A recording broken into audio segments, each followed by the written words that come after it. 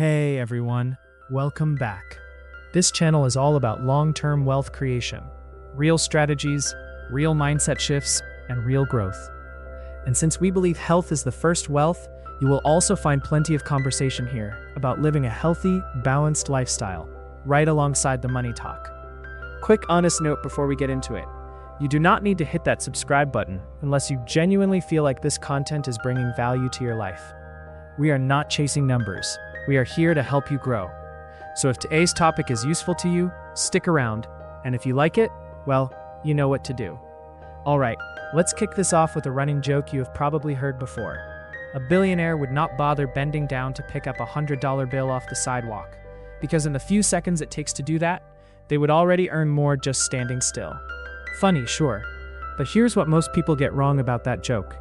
Billionaires do not earn money the way the rest of us do. When you see headlines about a big-name CEO pulling in tens of millions of dollars a year, that is almost never cash sitting in a checking account.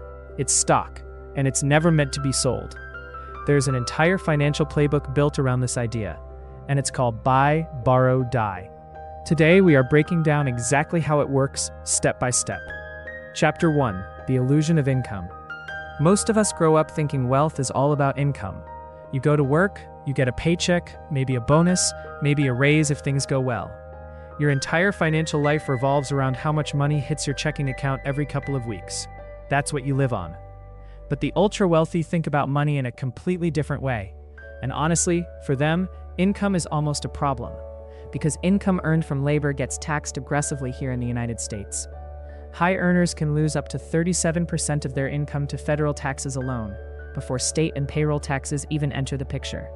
That's exactly why so many of the wealthiest people on the planet avoid a traditional salary altogether. Elon Musk took home $0 in salary from Tesla for several years running. Warren Buffett has paid himself $100,000 a year for roughly the last 4 decades. Jeff Bezos' salary as CEO of Amazon sat around $80,000 a year. Mark Zuckerberg's base salary is famously just $1. The pattern is clear. While most of us earn wages, the wealthy earn equity, shares in the companies they built or invested in. That wealth is not sitting in a checking account. It's tied up in stock, private businesses, real estate, and other assets that grow in value over time. And here's the part that really changes the whole picture.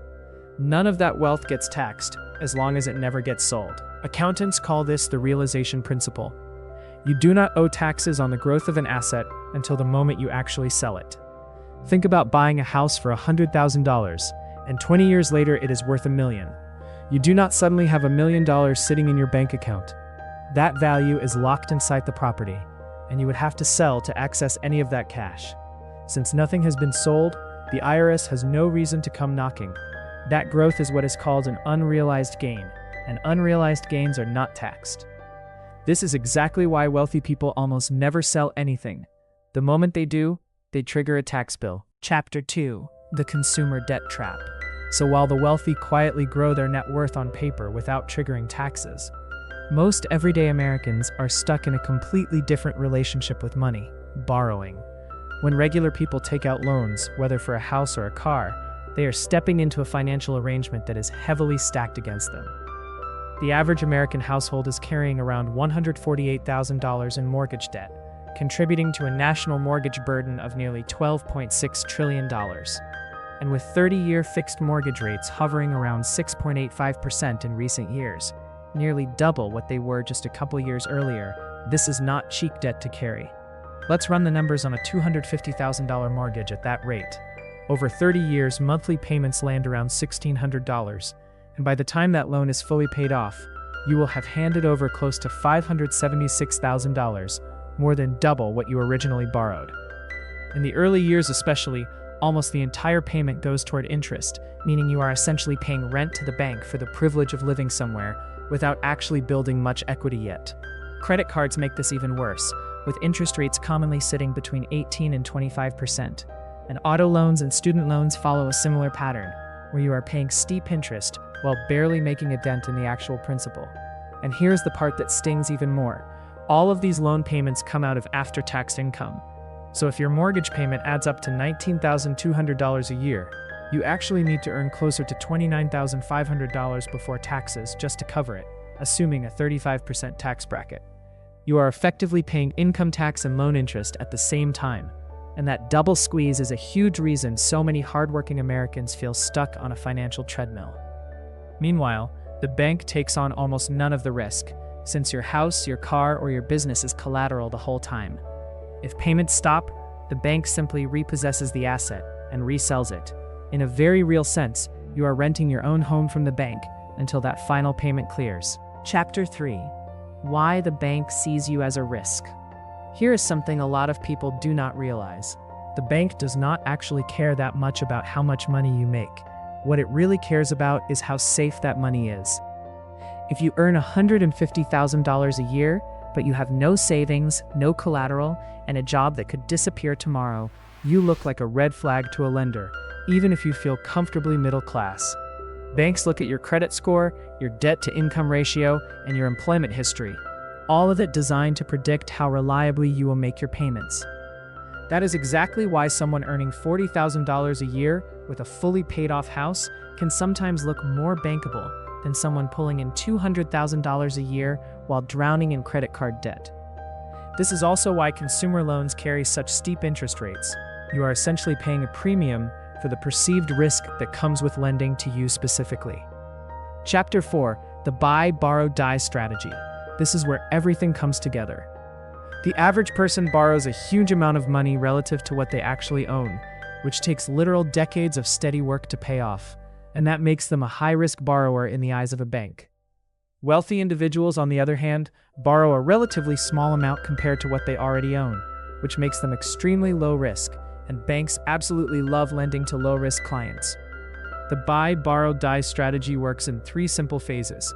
You buy assets that appreciate in value, and you never sell them. You borrow money against those same assets, so you have spending cash without triggering a taxable sale.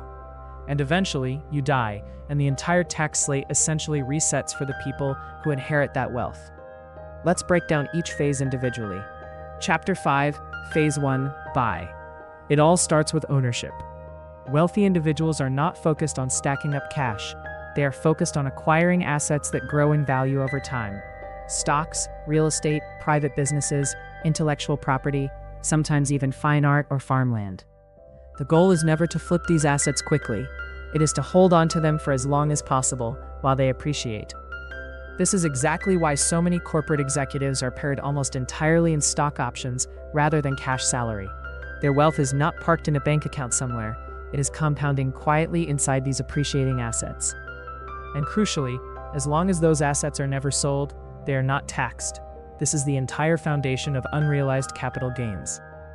If a stock portfolio grows from $1 million to $5 million, that $4 million gain does not trigger a single dollar in taxes, unless the stock actually gets sold. On paper, the person is far wealthier, but the IRS has no claim until an actual sale happens.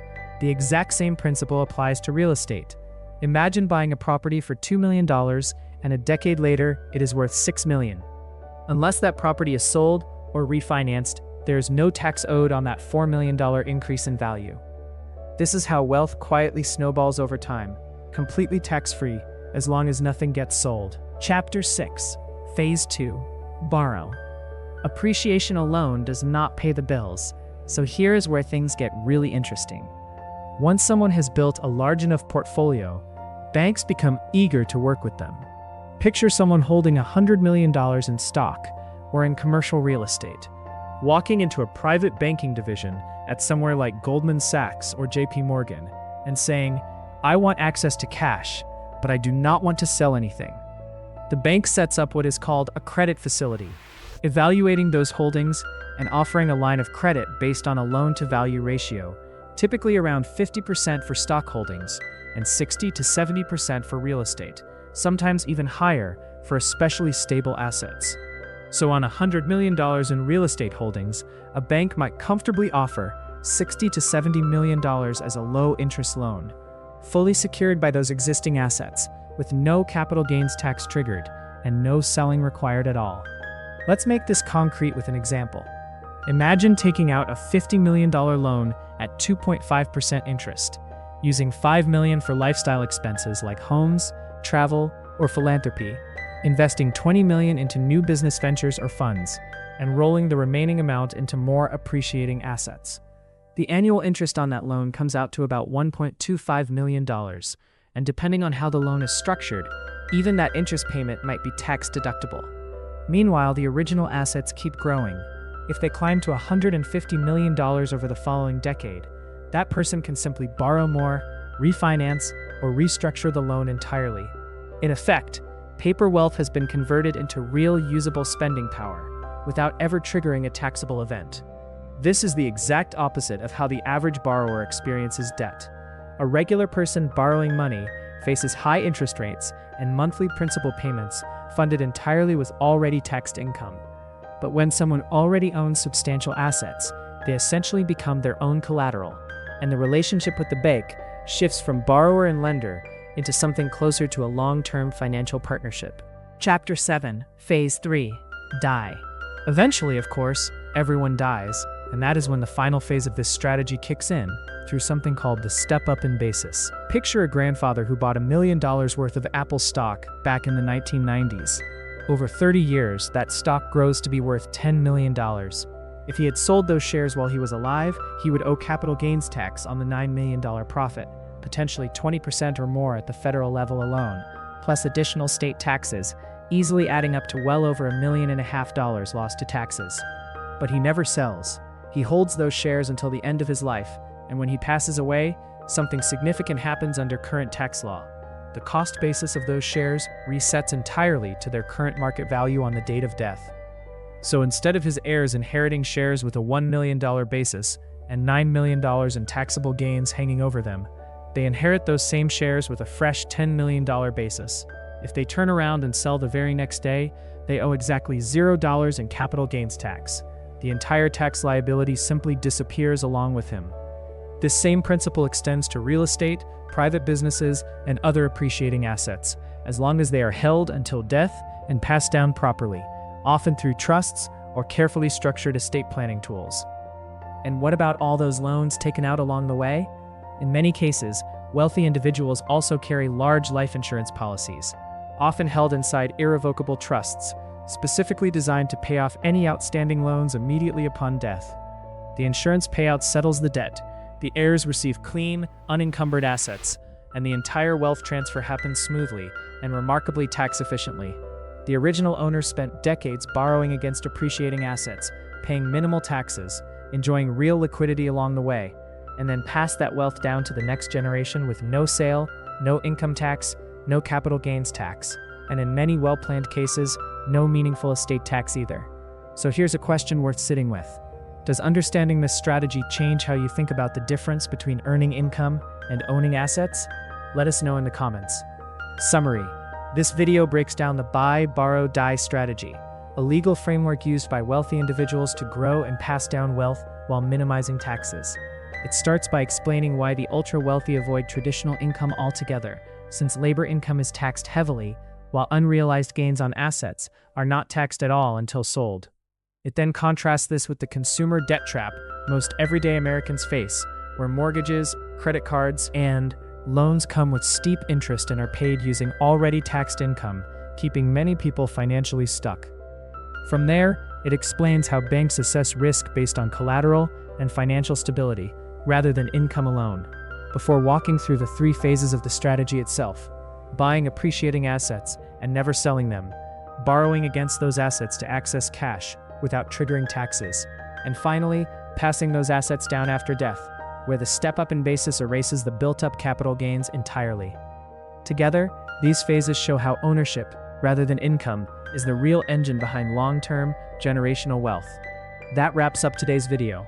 If this gave you a new way of thinking about wealth, share it with someone who might find it useful, and let us know in the comments what surprised you the most.